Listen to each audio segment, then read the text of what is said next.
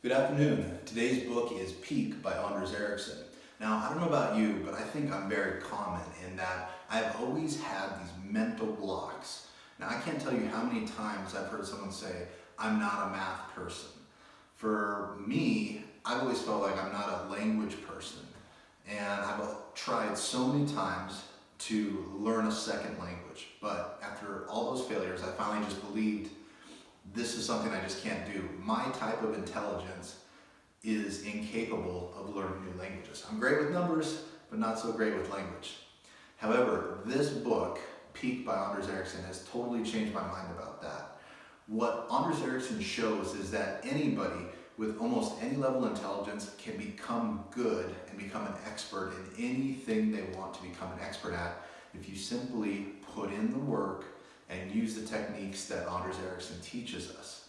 And to be honest, the whole reason at my age and middle age that I've started to read again and work on myself is because of this book. This was the first book I read, and it's pushed me to use these techniques, and tell you firsthand, they work, they've paid off. And it opens your minds to different possibilities. In fact, the reason I know about this book is from a 17-year-old kid who's a millionaire who made millions of dollars playing League of Legends.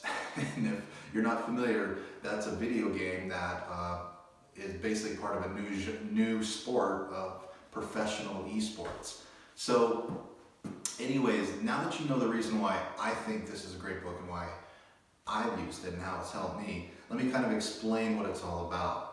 So Ericsson is a scientist, and he set out to try and figure out what the mind is capable, what the human intelligence can actually do, and if we're born smart or if it's something you can work on and become better at. He starts, one of his first experiments that's explained in the beginning of the book is with a gentleman named Steve Falloon, and Ericsson wanted to come up with a skill that was very objective, easy to measure scientifically. So he chose something simple like reciting random strings of numbers. If you ever wonder why your phone number is 7 digits long, it's because most people can use their short-term memory to memorize 7 to 10 digits. So that's why our phone numbers are 7 digits long, with another 3 digits for the area code, which is a total of 10. So when Steve started this experiment, he could do about the same. He could memorize and recite, not memorize, excuse me, recite a string of numbers about 10 digits long. Over the course of a couple of years, they kept working and they started developing techniques, and by the end, Steve Falloon was able to recite a random string of numbers over 80 digits long. And when I say a random string of numbers, I don't mean that he sat there and memorized the same numbers day in, day out.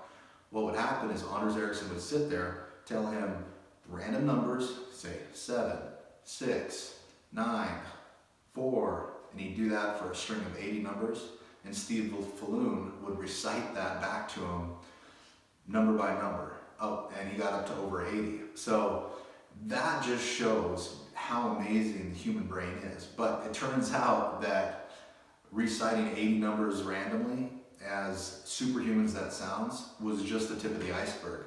Currently, this is being taped in 2020, currently the world record for reciting random numbers is over 7,000.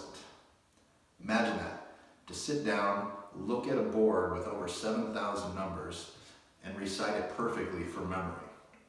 So that shows, matter-of-factly, objectively, that the human brain can do just about anything using the right techniques and if you practice long enough. So Ericsson goes on through this book. Once he kind of gets the grassroots and understanding of what the brain is capable of, he sees how many different situations that this applies to. And as he goes through the book, you see him touching on many different areas. Athletics, professional sports, being a doctor, being a nurse, musicians. There's a whole wide variety of things that he goes through. And what he finds that if you use the techniques taught in this book and you keep working on these things day in, day out, year after year, you are going to become an expert in your field regardless of what your IQ is. Before I read this book, I kind of felt like an IQ was kind of, a ball and chain. If you're above average, you're going to be more successful. If you're below average, you're going to be less successful than most people. So What this book shows is that you can really improve yourself no matter what your IQ is, where you're starting at, the sky is the limit. So I think a lot of self-help books out there don't do much for people. I mean, just the fact that there's thousands of self-help books proves that most of them don't work, because if they did work, then there'd be like 3 or 4 of them, right? So the fact that there's so many just proves they don't work.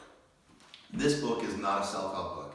This is a book that's going to teach you a scientifically proven method for improving yourself, and that method is simply called deliberate practice.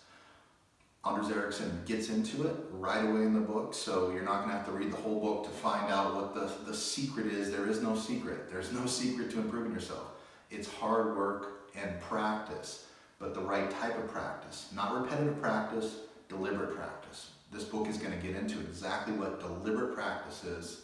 And if you're one of those people out there that's like me, or how I used to be, that always thinks that, you know, there's these barriers that you put up for yourself, that I can't do this, I can't do that, I'm good at this, but I'm not good at that. This book is going to break through all those barriers and get you where you need to be. You can become an expert in anything you choose to become an expert in if you simply put in the work and you follow the techniques that Anders Ericsson shows us in this book. My name is Aaron Cedino. Thank you for listening to my book review. Have a good day.